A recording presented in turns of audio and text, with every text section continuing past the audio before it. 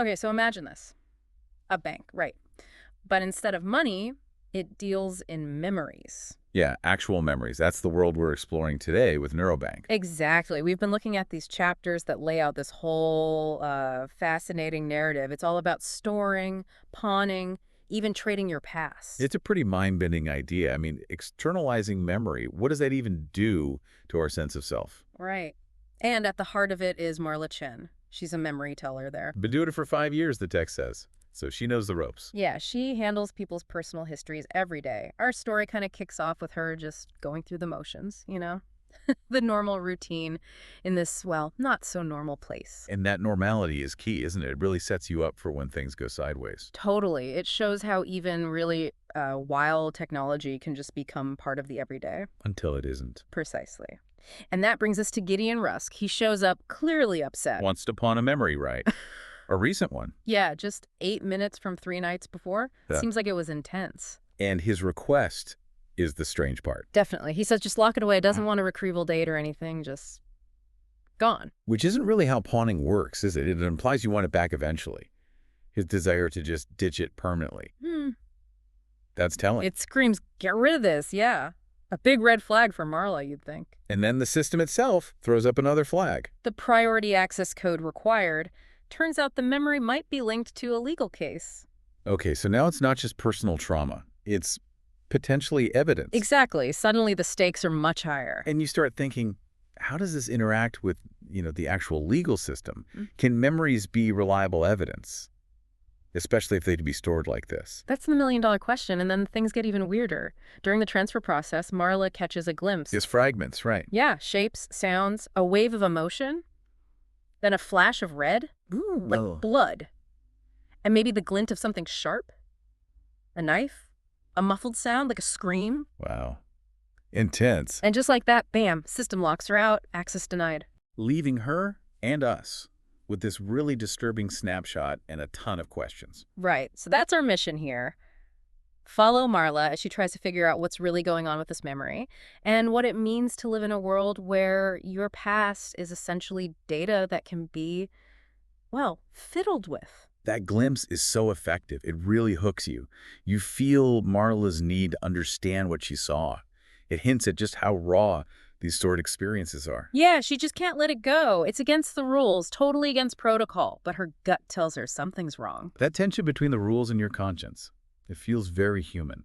So she takes a huge risk. She finds this hidden diagnostic port, bypasses the main system to get back into that file. It feels like more than just curiosity driving her, like she suspects a real injustice happened. And what she finds inside, it's chilling. It's a rainy alley scene. Gideon's there, facing a woman. The woman is pleading. Yeah, Marla hears, please, Gideon, don't. Then she sees the knife flash, a sudden movement. Oh, man. But then, and this is crucial, the memory glitches, like abruptly stops and restarts. Not like static or normal data decay. No, it's described as a clean break, like an edit. And when it resumes, the woman's just gone, vanished from the frame. It's just Gideon standing alone, blood on his hands, and you hear sirens getting closer. Okay, that glitch changes everything, if it's not natural. It means someone altered it, deliberately. Which raises the big question, why? Who would edit a memory like that, and how? Exactly. Who's trying to rewrite this event? And almost right on cue, she gets a system alert. Let me guess.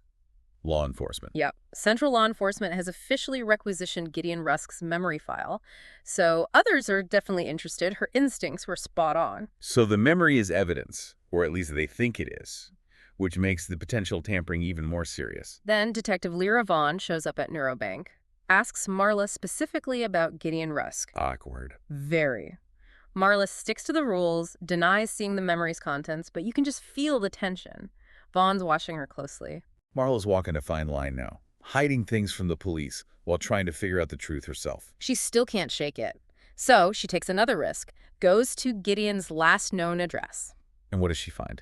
Chaos. Place is totally ransacked, papers everywhere, drawers pulled out, smashed, neural drives. Smashed drives. So someone was looking for something or trying to destroy something? Maybe his own memories? Could be. And then she finds Gideon, barely conscious. There's an empty injector next to him. Whoa. An injector? What was in it? We don't know yet.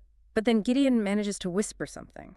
What does he say? He says, they found me. Not police. Not the police, then who? The ones who erased her, he says.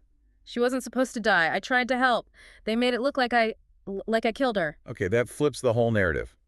Gideon isn't the killer. He's claiming he's being framed, that someone else killed the woman and edited his memory to make him look guilty. That's a massive twist. It makes you completely reevaluate that memory fragment Marla saw. For sure. Then Marla runs into Detective Vaughn again, outside the hospital where Gideon is. And Vaughn probably still thinks Gideon's guilty. Yep. Vaughn says they have another copy of the memory, and it shows Gideon committing the act. Clear cut, she thinks. Another copy? How? Marla insists the original she saw was tampered with, that there was a glitch. This raises that whole issue of digital evidence, right? Which copy is real? Especially if one can be altered. How do you maintain integrity? Vaughn actually confirms there is an off-chain backup, like a secure copy stored elsewhere. Okay, so there might be an unedited version. Maybe. But Vaughn also mentioned something else. The suspicion is that the tampering, had to be authorized by someone inside Neurobank. Inside, so it's an inside job. Corruption within the bank itself. That's the implication, which is deeply unsettling. It means the institution Marla works for might be involved. That changes the game entirely. It's not just external forces anymore. So Marla, suspecting this, goes digging into Neurobank's internal system logs. Risky move. Totally. And she finds it. An unauthorized access timestamp on Gideon's memory file after he pawned it. And who accessed it? Her colleague, Raj Patel. Oh, wow. Someone she works with. Yeah. Suddenly the pieces start clicking into place, and the picture isn't pretty. So she confronts him. She does. Finds him in the neural vault, the place where they store the core memory data. It gets tense. I bet. Raj confesses, admits he altered the memory, but he says he was just following orders. Orders from who? Orders from above, he says, and then he drops this bomb. You think Neurobank just stores memories? No. We curate them, tailor narratives for the right price. Whoa. Curate memories, tailor narratives. That's way beyond just storage. That's manipulation on a huge scale. It implies Neurobank isn't just a passive bank. It's actively shaping reality or perceptions of it for clients. Chilling. So why Gideon's memory? Why the woman? Raj explains. The woman wasn't just some random victim. She was an investigative journalist. Oh, okay. Getting warmer. She was digging into corporate black sites.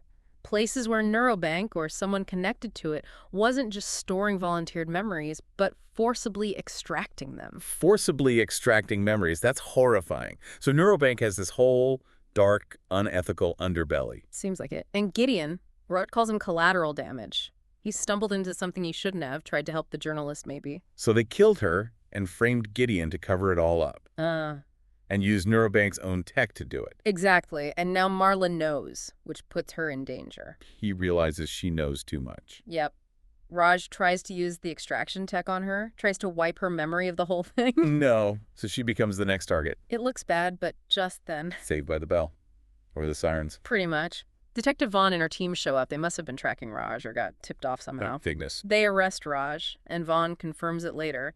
The off-chain backup memory, the untampered one, proved Gideon was innocent.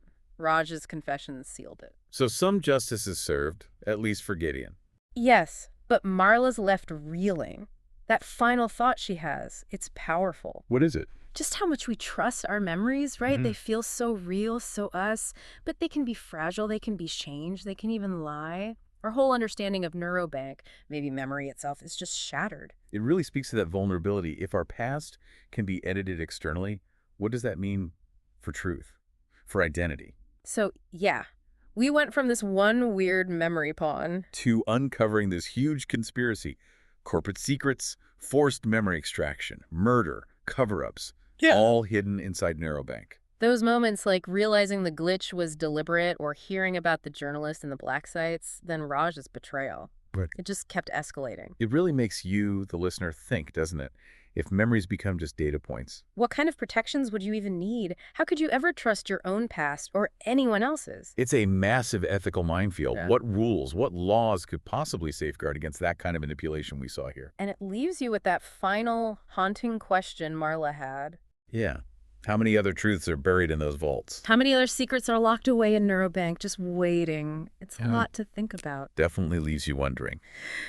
Well, thanks for taking this deep dive with us into the unsettling world of Neurobank.